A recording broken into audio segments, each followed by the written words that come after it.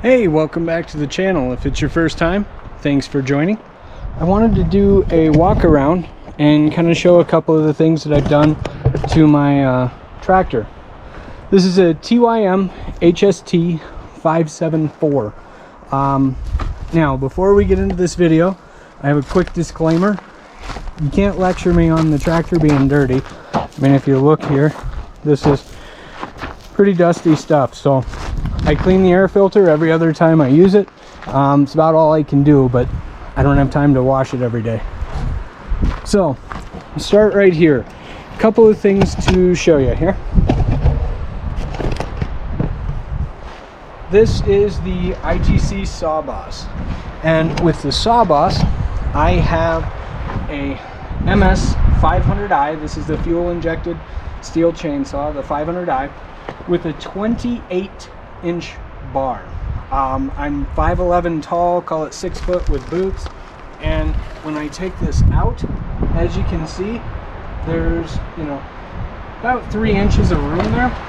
So I would say if you're 5'11", 6 feet tall, the best you're gonna get for being able to get a bar out of one of these is a 30-inch bar. I would not exceed that.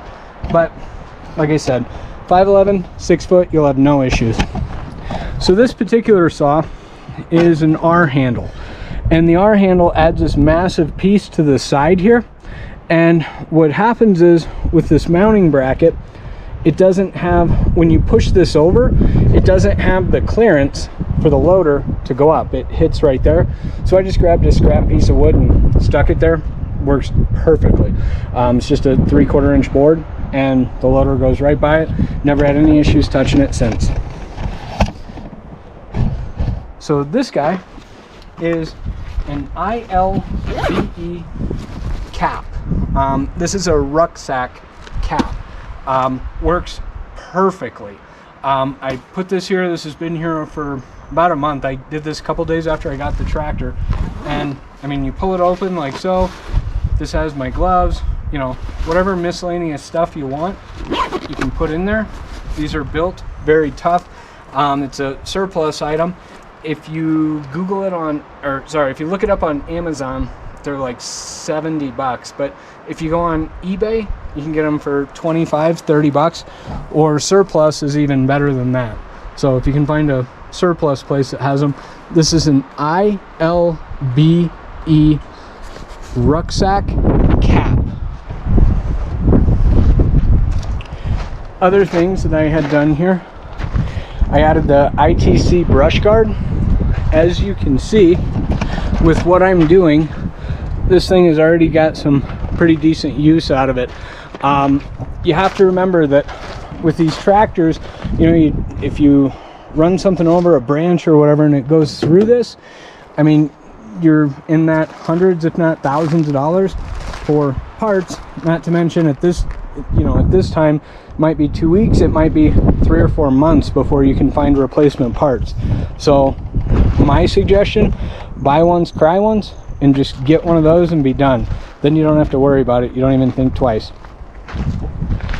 So this is my log grapple that I have here. This is the dual cylinder. I had all this, I bought the tractor and had the grapple added by Smith's Enterprises. They're in North Carolina. I'm in Colorado.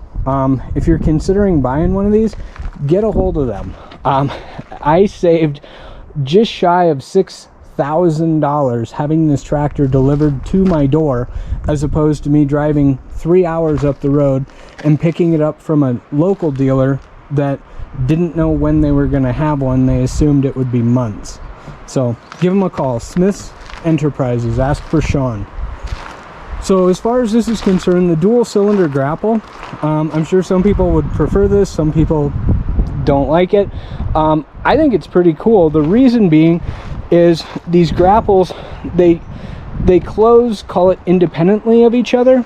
So what that means is you can have something big on this side, and when this squeezes that and it clamps down on it, this side is still closing if you have something small over here.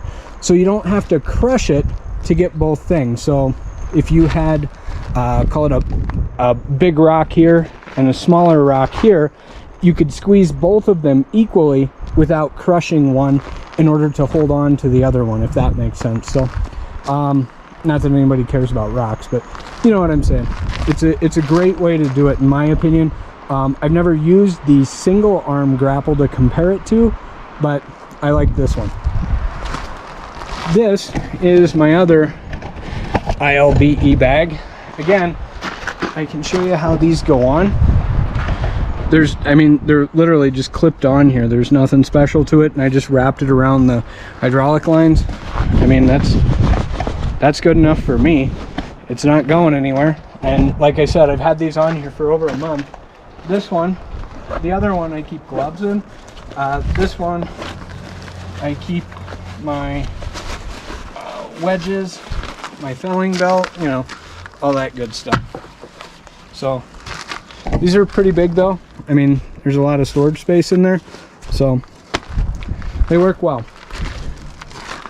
This, I think, is one of the other things that I did that's a little unique. I know the ILBE is unique. Everybody has a 50 cal ammo can.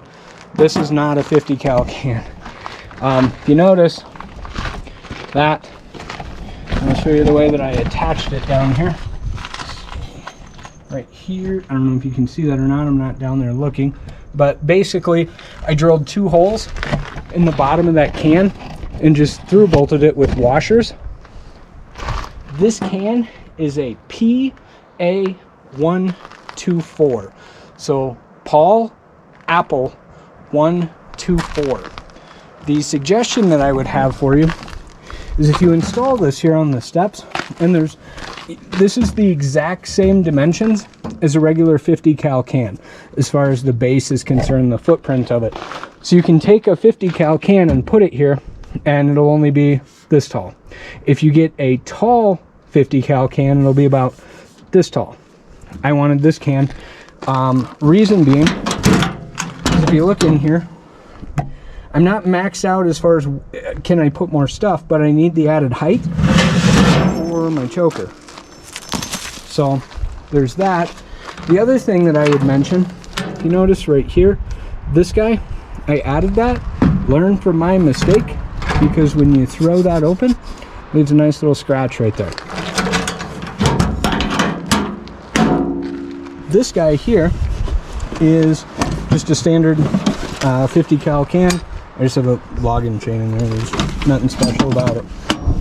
But the way that this works is this can is the only thing that's attached to the tractor, and that happens through the steps. So there's that. I did not make any additional holes, didn't cut anything, didn't drill anything, didn't change anything. This can is attached to this can with a shallow piece of strut. Okay, if you notice, that's in there. You could use a 1x4 if you didn't have any strut, and then all you have to do is through bolt twice, one through there, one through there. So this is sitting on this rubber edge, and then it's attached right here. I did not make any additional holes to attach this can. Next thing, notice we have this big canvas bag. This and this, my log tongs, those I keep in the bag. And honestly, this is kind of a corny way to do this. I haven't really come up with a better way. I just stuck a carabiner on there and hung it on the mirror thing. I know I could do better, but that's what I got at the moment. So, other thing worth noting, doing this, the strut, and this, your foot, I mean, I get it, when the pedal goes down, it seems like your foot would be there. When you're driving, your foot ends about right there. You don't put your foot like this. You don't drive with your heel, you drive with your toe. So I can show more of that when we get around there. This guy is a surplus sustainment pouch. I got a bottle of water in there now. I'll put like my camera batteries in there if I'm filming, or you know, whatever the case may be. Here, got this little wire basket. I just took out one screw here, and that screw, I just put it right back in. It holds that basket good enough. I keep wipes in there. I mean, I'm surrounded everywhere by pine trees. Inevitably, I end up with pine sap on me, so that's what I do with that. Now, next thing to show you are these rear wheels. I had Smiths fill these rear tires with beet juice, and I also had them flip these. So this could be out here. I made sure that they flip that and put that on the inside. What that does is that pushes the tire out, I don't know, whatever that distance is, 1 3/4, 2 inch. Then, so I have that, and if you notice, looking back here, you can see right there, that's basically where the fender lines up on the edge of my tire. The tire is pushed out quite a bit. The reason why that is, I also had Smiths add 2-inch wheel spacers in there. I have nothing to compare this to. Like, I've never driven a 574 that didn't have spacers or that didn't have the rims flipped, but I gotta say, this thing feels incredibly stable, and I'm on some pretty steep grades, pretty steep hills back here.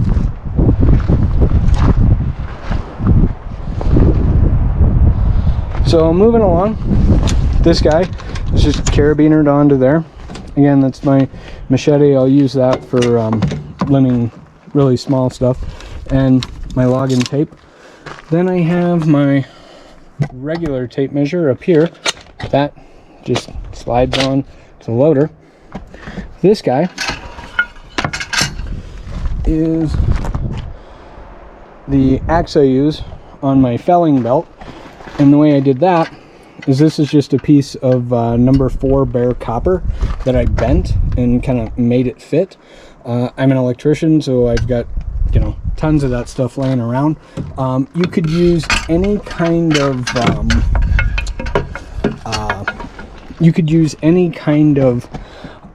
hammer holder or whatever, and just attach it through this. So if you took that screw off and then slid it on there, you could use a hammer holder on that. You can buy those on Amazon, Home Depot. They're like $6-8 just for a carpenter's loop that you would put there.